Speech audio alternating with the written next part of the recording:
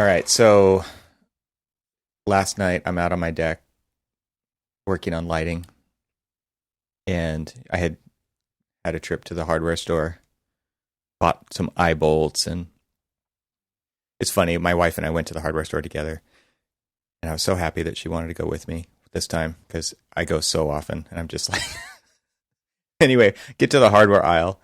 I'm like, do you want to go look for the other stuff that you wanted? Because I'm going to be here for a minute. I have to figure it out like right now what I'm going to do, which because I had not figured this out ahead of time. So I'm standing there in the hardware That's aisle. very unlike you. Yeah, I'm just like, okay, closing my eyes, thinking, okay, what's this gonna? I had an idea about how it was gonna work, but I hadn't like figured out the quantity of parts or the length of the bolts that they needed to be to go through the pieces of the trellis to attach the lighting to the trellis.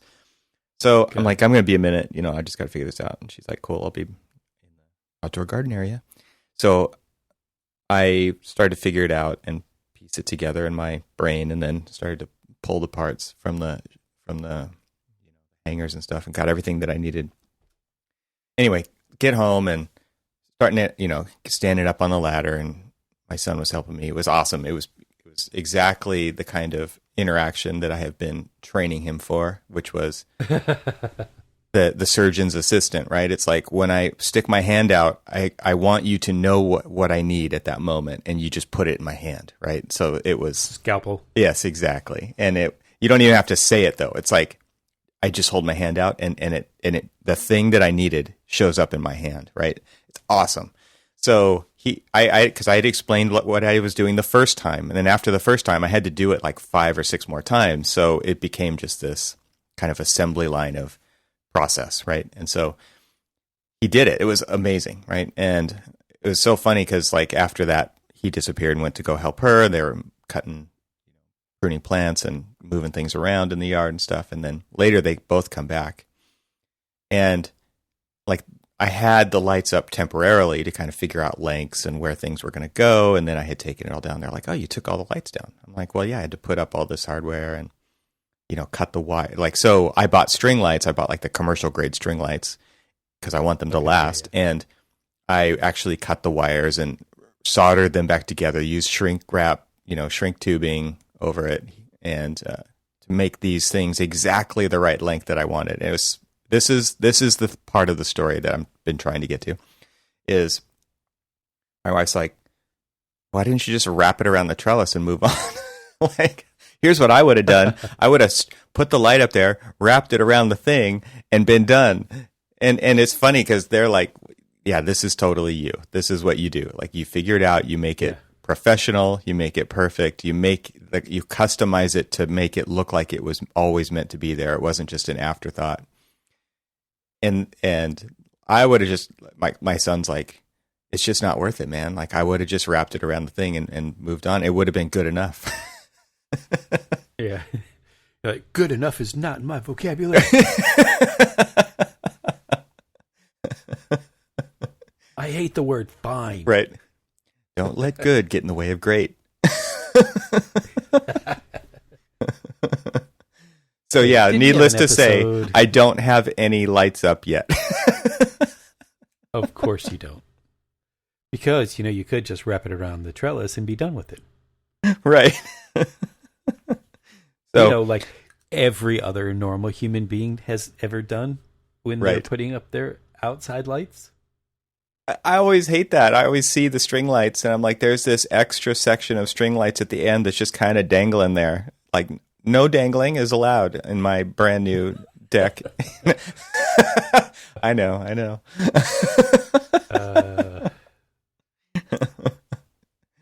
Oh, man. So, yeah. Instead of working out there before it gets tremendously hot, I'm in here recording with you. I'll just be sweating it out later. Yeah. Right now, I can only either work before 8 a.m. or after maybe 7 p.m. to dodge the sun right now. And it's not like it would be fine if there was shade. There's just no shade because the shade cloths haven't shown up yet. And you'd think that it would be pretty comfortable there with all the shade that your family has been throwing Yes. at you about your... Yes. Isn't this is the curse of being an architect, right? It was like and I said it. I appreciate, well considered details. I do. Yeah, and that's the thing too, because you go over to someone's house and they're just like, oh yeah, we just put up this trellis and stuff, and we have this nice little shade canopy or whatever, and you look at them and they're like, oh yeah, it's nice, I mean, it's fine, yeah, well, it's fine, and you're just thinking to yourself, how many other ways you would have done that differently, or the one project at your house that is still undone, yeah, because you want to do it perfectly, because it's so much more effort. You don't, exactly. Yeah. And they're just like, well, one of these days we're going to be able to spend some time out here as a family. And all the while, time goes by, kids grow up, they move out, and then someday you might actually have that trellis to hopefully they come back. That's totally right. That is totally right. Because we're always like, every time we travel somewhere, we're analyzing, what if we moved here? Like, let's check out the house pricing. Let's check out what's available. Let's do all this. What's it like, weather-wise, year-round? What are what are the schools like? What access to nature? It's all these different things. We get home and we're like, I think we should do that project so we can enjoy where we actually live. Exactly. And then we finally do, and we're like even closer to wanting to move away, right? Because now I can work from anywhere. Yeah. Oh, exactly. It's this is the thing. This is definitely a challenge that we deal with. Our minds. It is the bane of the architect's existence. Yep. It's like, yeah, I could do it that way, but I don't want to. I want to do it this way. I want to do it great. Yes, and that was, my wife was like, you got to get somebody to build this deck for you. Like, there's just you're unhappy when you're doing this stuff, right? And it's because it's hard work. It is, and it's like, it is. It's way harder than you think it is. First of all, no matter how hard you think it's going to be, it's going to actually be harder. I mean, harder. Yeah. You've got to move all the materials. You've got to figure out the sequencing. You've got to buy the right hardware, and you never buy the right hardware. You got to go back 18 times to get the right hardware, right?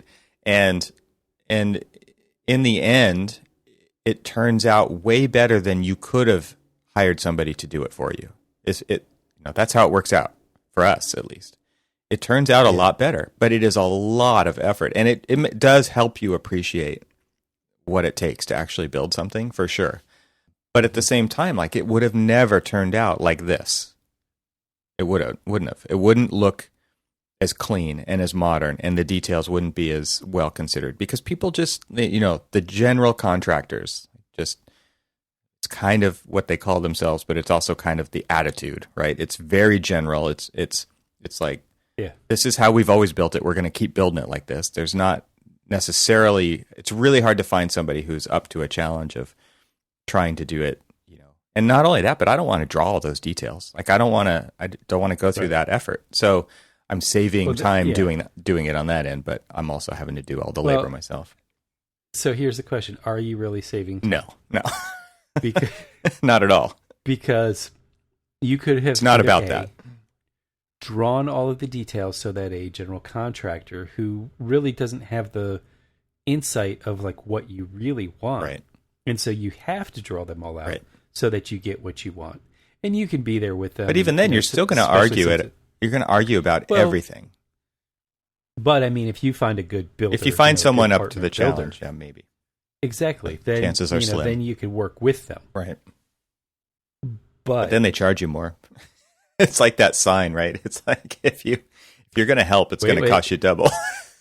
Let's rewind a couple of episodes, and let's talk about the amount of tools that you need to buy or rent, or just have extra material that you have to buy because you mess things up, and you mess things up, or you underestimated, or whatever else, and so you got to sit there and wonder: is the value that I bring to the table one where I'm going to draw to the nth degree to like really detail out exactly what I want, then work with my builder to talk through all of these details to make sure that they're able to build exactly what I'm looking for? Because, if this is like somebody else's, you might relent and say, okay, this is the overall aesthetic that I want, build it the way that you want, build it the way that you normally would, as long as it's warranty, blah, blah, blah, and all this other stuff.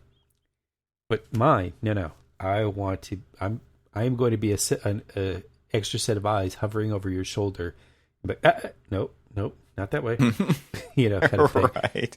No, they don't want to put up with that. And, not only that, but getting back to the tool thing, if you do want them to build it a different way, then they've got to invest maybe in a different set of tools as well. And it does take them longer because it's not the usual way of doing it. So you are going to get charged more potentially. Well, then there's always I would have just wrapped it around the trellis and been done with it. Yes.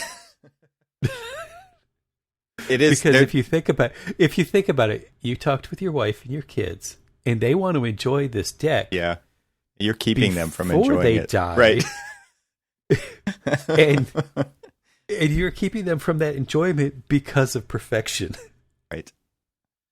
Evan. Yeah, they're like, so what they get to do is, instead of enjoying their backyard, they get to sit inside the house, looking out the window at the backyard, at the construction site that is going to continue to. It's getting there, man. It's getting there. Progress is slow. Okay, so let's talk about how long you've been working on this project. I had a couple trips in the middle. Put that out there. Okay. Been to the East Coast a couple times. I'm hearing what? I'm hearing excuses on why. But think about this. So think about how long it's taken you to do this. Trips or no trips, how long it's been taking you. And if you would have hired a contractor, that it would have been done. And if you would have worked with them, provided them, the drawings and the details that you wanted, you probably you'd be sitting out there right now, enjoying a nice cup of coffee on your deck. We're already there. We're there, luckily. But I know what you mean. It is. Yeah. These are the things that I think about. Yeah. So if you think about this, they're like, we talked so long ago about a lecture that I had back when, this was way before Robert Ivy ever joined. I think he was just one of the magazine's editors, but he wasn't, involved. He was involved with the AI, but not to like the extent he is now. It was Record. He wasn't. Yeah, I think it was Record.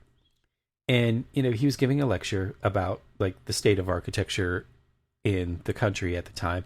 And he had given this like obscenely low amount of projects that were actually designed and built by architects. And that, there's a large amount of buildings out there that are just done by builders. And it's probably because the architects are too like bound up in their own like personal projects that they're trying to do, that they don't have time to actually go out and do anything else. It's like, oh yeah, they're all out building their own decks, and they're waiting for perfect deck, getting those details just right. Exactly. Buying all those tools that'll never get used again. And people wonder why it's so hard to work with an architect. They always want perfection. Right. Oh, us? We? Right. What? Right. Ah. But at the same time, I think we're on the leading edge of what building standards could and should be. Thinking of, we're taking all of this stuff into account, like 2030 challenge and materials and red listing, and contractors are at the end of the process, right? Which is just like put the thing together now that you've got it all figured out. Yeah. And so they're not looking for that, incorporating that information into, I don't think they are, like into the building, right? Like we're leading that charge. Right. And so like we have to be the ones who are. Oh, yes. Yeah. Yeah. Totally. I wasn't trying to discount. I was just a bit of levity to the fact that, we could be but more engaged in the regular built environment if we weren't too busy trying to do perfection in our own backyard. It is hard. Oh, nice. Bringing it back. When I did design build, it was, there are some affordances into the process of doing it all, right? Which Yeah. is, we talked about before, not having to design every detail before it goes to plan check. You only design what is needed to get it through plan check and get the permit, and then figure things out as you go, because you're the builder too, right? And you're the fabricator and all this stuff. But at the same time, like, you're still going to be slower than, General Contractors Incorporated, right? Because you are figuring that stuff out as you go, and you're still a perfectionist, right? So exactly. the way that you the care that you're going to put into creating the built environment for your clients as the design builder, you're also making more profits by doing it, right? You're getting the architectural fees and the contractor profits, but it probably is still, you're missing something in there because of that perfectionism, potentially, depending on how you take it. You just sort of reminded me of a time that I was helping a friend, an architect friend, do some framing. And so they were reframing, they were framing in a porch that was going to become a room. And so when they were going through the whole reframing process, they were, doing this, they were doing these double studs that were spaced, I think it was 4 inches apart, doing all of this kind of interesting artistry where they basically were putting a J box in between these two studs, and then everywhere a J box would be, they would do these double studs and all these other things. And if you sat down and you looked at the way that they laid out all of the studs and everything else, those are some super structurally sound J boxes. Yeah, but I mean, it wasn't at the time. I was a hammer to swing and help him out, try to get it done faster. But now that you say that, and now that I'm thinking about the conversation that we've been having, I was thinking of how unnecessarily perfect, big air quotes there, he was trying to be with this stud aesthetics. Yeah, that got covered up by drywall. Right. And you're just dude, you could have just... That's where experience of actually building stuff comes in. Yeah. You could have just wrapped the lights around the trellis and been done with it. God. Just another jab. Jeez. Yeah, so I keep coming back. The next project that I keep thinking of, well, there's actually several next projects still in the. I got to build a fence, and Jessie, she's just it does not have to be designed. Right. Let me. Does not have to be anything special. Yeah, exactly. That's what I'm saying. What? I'm sorry. Does not compute. I don't understand what you just said. Right. So I got to do that for her, and then I've got to design this fence for her. That's what I tell myself. Yeah. But then, like I said earlier on, I got to replace the carpets in this house. But there's a big but. I want to tear out a wall, and I don't want to replace any flooring before I make a decision about this wall. Right? Because it'll change things. And I bring this up, and my son is just no, we're not going to do that. It's fine how it is. I love this house how it is, right? And I'm just yeah, but it could be so much better if we just tear out this one wall. Our house is kind of a maze on the inside because it's been added onto so many times. It's I just want to free it up and open it up and connect just these two rooms, and it doesn't seem like it would be that much work. I tell myself, I kind of trying to pre-justify. It's funny you say that because I'm actually trying to picture which wall it is because I can remember the procession of coming in I guess it's the only door really, but the side door, through the kitchen dining area. And then, there's just this weird little circuitous route to get to each of these different spaces. Right. And so I tell myself, this will solve everything. Right. It'll make it perfect. It will make it perfect, and it probably won't. But it would be a step in the right direction for sure. And just have to decide if it's worth doing or not. This episode is made possible with support from Twinmotion. Now, you've probably heard of Zaha Hadid Architects. They're one of the world's best-known firms, and when it comes to innovation, they're big fans of pushing boundaries. The team at ZHA has started using Twinmotion, a simple, real-time ArcViz tool that lets you instantly visualize ideas and clearly communicate them to stakeholders. ZHA designer Marco Marghetta says that the benefits of using Twinmotion for the designers are the simplicity of the interface, the playfulness with which you can articulate your scenes, and not having to worry about all the technical aspects that real-time usually brings, like light maps, PBR workflows, and other technical details. Marco also loved Twinmotion Cloud, which lets any member of the team access a project from their web browser without a single download or installation. The project manager can access the model, review it, and immediately give you the feedback anytime from anywhere, says Marco. To download your exclusive free trial, head to twinmotion.link/Archispeak. Again, that's twinmotion.link/Archispeak.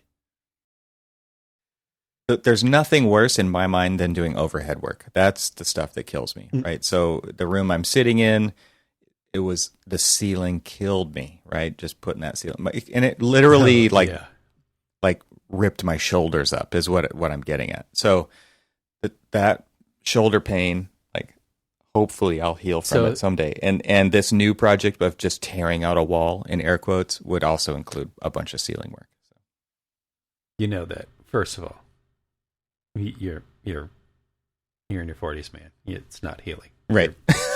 It's permanently damaged. Just live with it and roll on. Yeah. Oh, yeah. You sent me that meme yeah. about pain. That was great.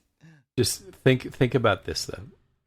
Think about how, because I remember, both the photographs and the explanation of what you went through for your ceilings. Mm-hmm. And think about if there was an easier way. Yeah, having someone else do it. Well, other than having somebody else do it. I have this feeling the way that you did it, there had to have been an easier way. It might not have been your way, and it might not have been the perfect way, but there probably was an easier way. It would have been the less painful way and a cheaper way, most likely. Probably, yeah. And not only that, but with the ceiling, the way that I did it, I think it's an Armstrong ceiling, and it's these planks, right? These tongue and groove planks that clip to the bottom of a T-bar grid, which was existing. Ooh, I know which one you're talking about. But all of the work that it took to build these spaces and keep that grid in place, the famous protect in place note, right, in the drawings, you actually know what it takes to protect in place something like that. It's so much work and logistics and Rubik's Cube type of a think, right? It's like, how can I make this work with that in place? And I got to do 3 steps before I do the main step. And it's a so there was this. So you say that, and I had the opportunity, and this was actually a pretty lucky opportunity for us. Like if there's any luck that came out of COVID and the quarantine, was a slight delay in the project. Not necessarily a big fan of that, happening, but it still did. And so as we were at the time, there was, right as we were doing that, there was a period of time where we were going through a redesign process based off of some desires and wants from like the board of directors and the donors and everybody else and stuff. And so as we were going through that, I had at least the opportunity to start to look at my demo plans and looking at how many different walls I was trying to salvage based off of the assumption that they would be cheaper. Mm-hmm. And then the more and more I got into it, the more and more I was thinking about it, the more and more I was having conversations with the contractor, we started talking about, all of the temporary means to do some of the work, and, walls being in the way or walls not being in the way or using the walls as temporary partitions and stuff. I stopped and I, really kind of questioned them. I'm like, hey, let's think about this a little bit more holistically now that we've got a little bit of breathing time. Does it really make sense for us to keep these walls? Because really we're going to have to basically reshore them up. They weren't really built well in the first place or at all. it's going to cost us more money in the long run to really kind of just like patch and repair them, because it was a CMU wall that was poorly built. It was very porous. They had more holes than SpongeBob did, and it was this just amazingly just bad idea for us to try to keep these walls. And I got this opportunity. I'm like, it's going to be a lot easier, a lot cheaper, and a lot quicker if we just level these walls. We're keeping the floors, and so we can just frame back in between them and just call it done.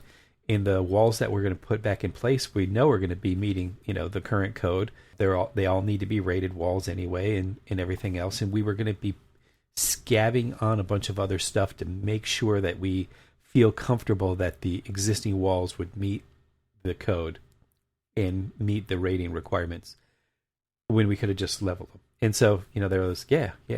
And so fast forward to when we were bidding them, and we were talking to the demo contractor and, talking about, a couple of different things. And they were just like, there was a couple of walls that were still remaining that we were trying to keep, just because of like, separation between scope area and non-scope area is the only reason why we still kept those. And so they were just like, we could still probably demo these two.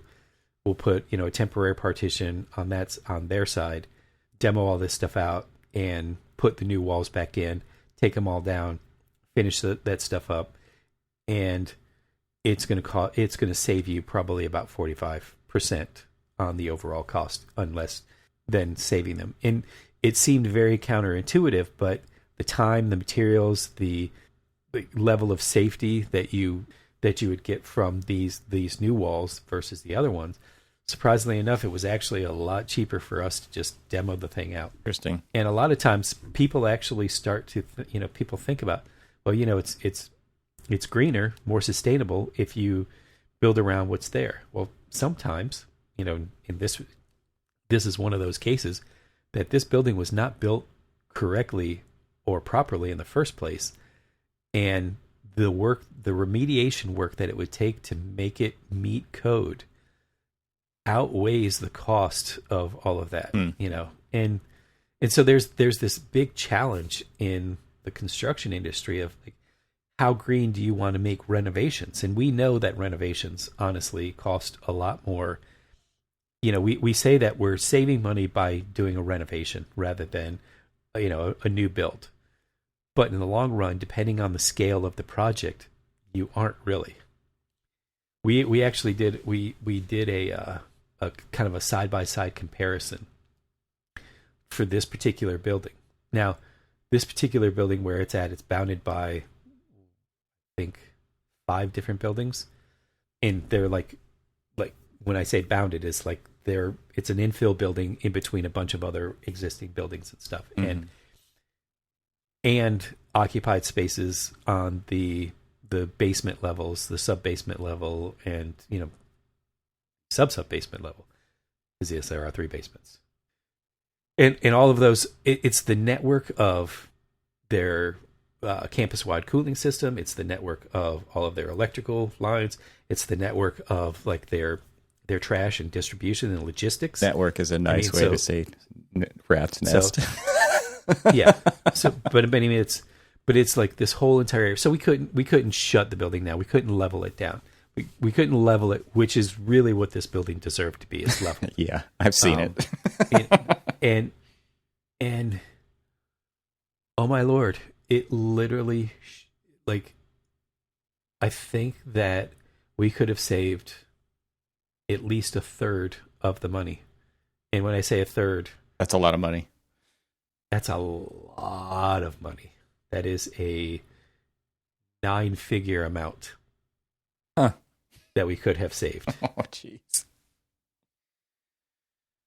Just by doing that. And so that's, anyway, it's total sidetrack there.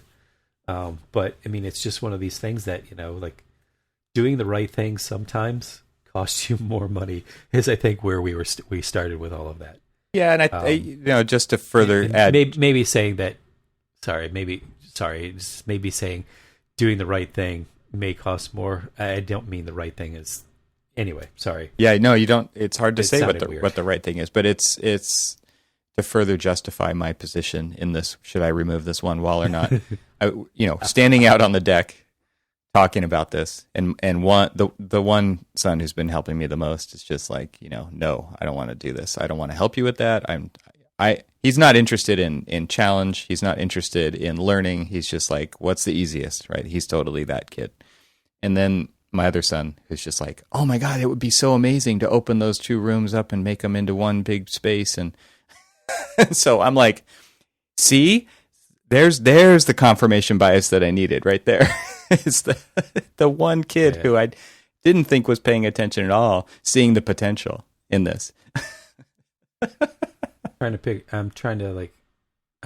really trying to figure out which son is which. Yeah. In this scenario here. I've got all types here. Yeah. But that was awesome, right? Because it's like, at least somebody can see my vision. I kind of feel like the older might be the one that doesn't want to do the work. No, you got it backwards, actually. Do I? Really? Yeah, that was surprising. See, because the youngest would be the one that's living with it the longest, and so could see the potential. Could see and experience and live the potential. Right. But I can also see that he doesn't want to do all this extra work. Doesn't want to actually do it. That's all it is right there. Is he didn't actually live in the construction zone. Right. Because we do know that the construction zone will be there a little bit longer than normal, because somebody will be trying to do things perfectly. Right. I mean, what could potentially be let's just say a 2-week process might be like a 2 to 4 month process. Yes, exactly. Yeah, when you said, how long have you been doing this deck? I actually started thinking back to last year when we redid the backyard, which is when the plans for the deck were hatched, right? Okay, so if you take that into account, it's been over a year to get this done, even though in earnest it hasn't been that long at all. But no, it has been. Yeah. You started working, nice try. I mean, rationalize it as much as you want.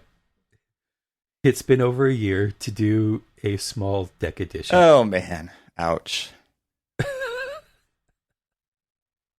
It's beautiful. But it's beautiful. I'm going to get the last word. It's beautiful. You're invited to come and hang out on the deck. You need a West Coast trip anyway, so now you have a destination. I have to, exactly, yes. Well, tell me when the lights are up. Because it's not done until the lights are up. And I swear, if I come there and you just wrapped them around the trellis,